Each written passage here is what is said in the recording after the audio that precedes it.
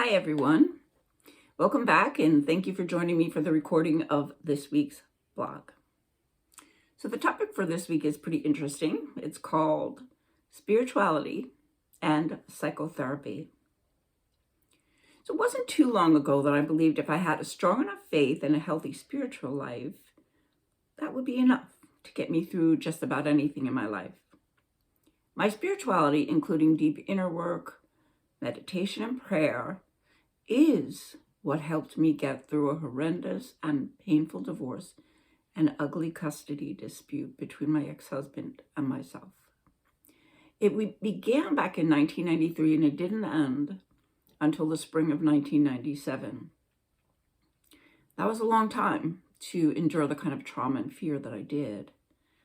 I truly remember actually trembling in fear all throughout the day, every day, just waiting for and trying to anticipate the next bomb that would explode in my life. Yet, focusing on my soul and the inner power that I believed that I had pulled me out of many dark corners as I cried devastating tears of blinding confusion and excruciating pain. Once the ordeal was over and I was awarded full custody of my 3 children, I used the spiritual principles I had learned to help me raise my son and my 2 daughters. I assumed that once the trauma was over and I moved on, all of the angst and stress, worry, and fear that I had suffered through during that time were gone, along with my dysfunctional marriage. I did feel quite broken and really exhausted, but I figured that was pretty normal after what we all went through. Yet I had 3 children to care for, and I had no time to explore the trauma that I just might still be holding inside so that I could heal from it. Years went by, and my spiritual life and the work that I did with others to help them navigate their own spiritual paths were both rewarding and so exhilarating. I just loved being part of moments when someone I was working with really opened. It was just like an expansive moment. They opened to their soul and felt that electrifying energy that comes with those moments. I felt such joy watching people awaken to their spiritual consciousness and remember who they are. I was really making a difference, and I felt so incredibly grateful that I had been entrusted with such a holy mission and life purpose. So the years continued to pass, and my children grew into beautiful adults. With less time spent raising my children and more time in silent, still moments of contemplation, curiously, I began to feel anxious as well as fearful. Anxiety had never been something I experienced before. I had little time to focus on myself back then because I was too absorbed in raising my kids and helping other people. Yet there it was. Intense anxiety rising and falling unexpectedly over what I considered to be absolutely nothing. I was happy then. I had met a wonderful man who eventually became my husband. We were in love and planning our incredible life together. The kids went off to college and were, for the most part, doing well. Yet the torturous anxiety and fear would still come and go with the wind. At least that's how it seemed. Then in 2015, right after my older daughter Brittany got married, I fell ill with a ventral hernia, which is in the stomach, in case anybody doesn't know, and it caused an intestinal blockage that was threatening my life. I was rushed to the emergency room and I had surgery the following morning. And that began a long journey of illness and recovery that lasted for several years. In the midst of that, I had a car accident in which I was broadsided and my seatbelt tightened and actually fractured my sternum, which is quite painful. It just seemed as if one trauma after another kept crashing into my life from all directions. I tried to use my spiritual tools to help me find my bearings and make sense of it all, but I couldn't. Finally, I decided that maybe I was missing something. Perhaps there was more to being a healthy, functional, and peaceful human than simply relying on and focusing on the other side of life, this world of spirit, and on my soul all the time. My husband encouraged me to talk to someone. Just talk to someone about my pain. But I resisted for a while, still believing I was strong enough to go it alone. I tried until I couldn't any longer. Something was wrong. I felt incomplete and fractured. Why, I wondered, was it so easy for me to help others heal, and yet I couldn't help myself? So, with great courage, I sought out a trauma specialist and began exploring all of the traumas I had faced over my lifetime. It was a lot to process, and my therapist was astonished and a bit flummoxed over how detached from it all I seemed and how casually I described the suffering that I had endured. She said it sounded as if I was talking about someone else, not myself. In other words, I wasn't really owning it.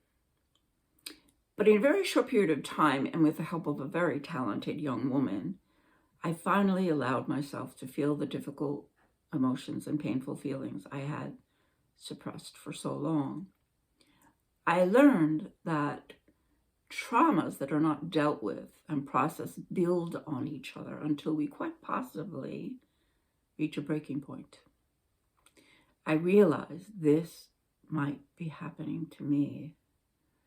Traumas can also change our brain chemistry, and all kinds of physical bodily changes can occur that may lead to the very symptoms I was experiencing.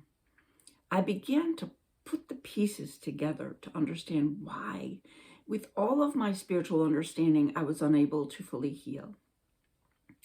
The answer was actually quite simple. I was a spirit, a soul, having a physical experience.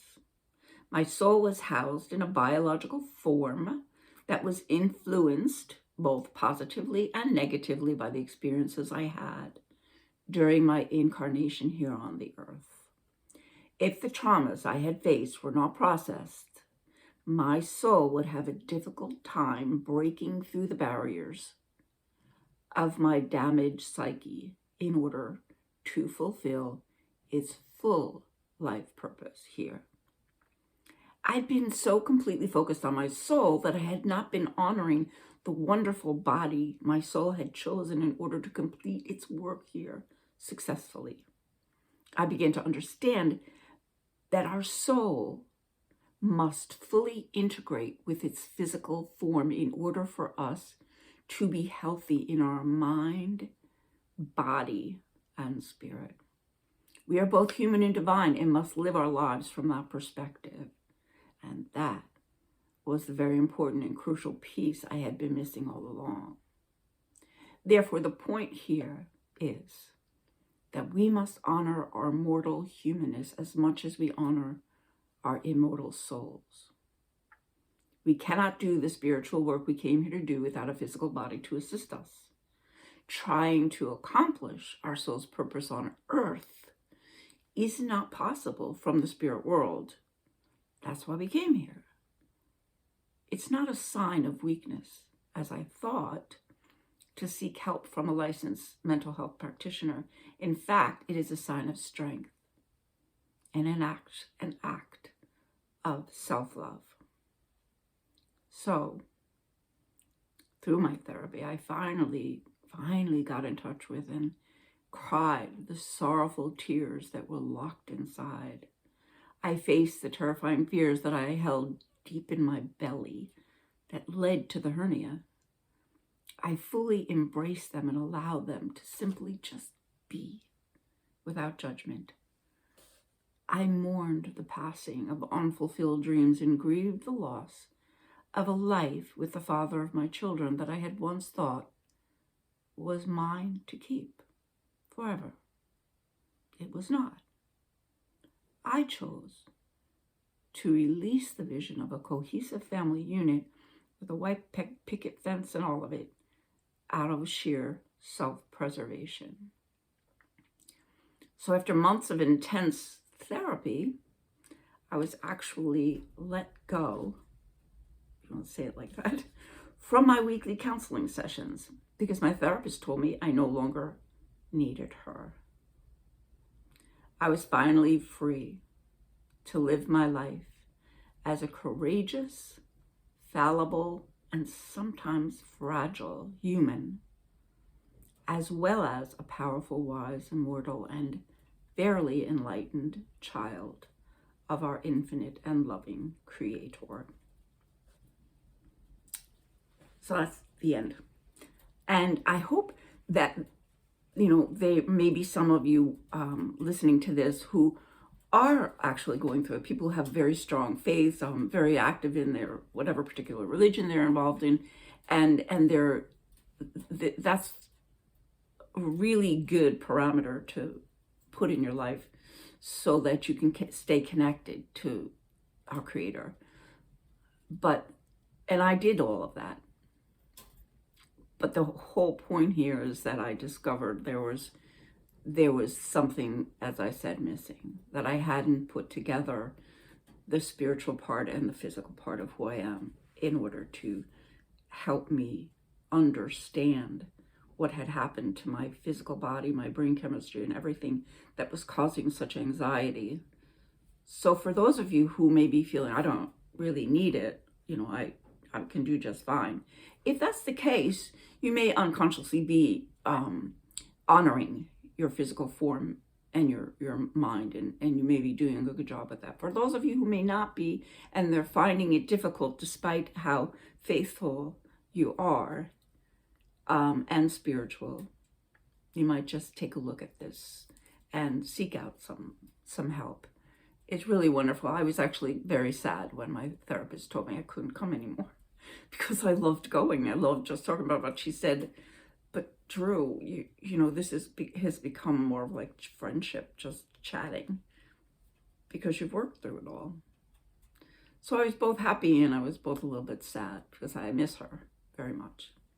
Anyway, I hope you enjoyed this. I hope it has helped some of you who may be going through some difficult times. And again, I thank you so much for taking the time to spend with me.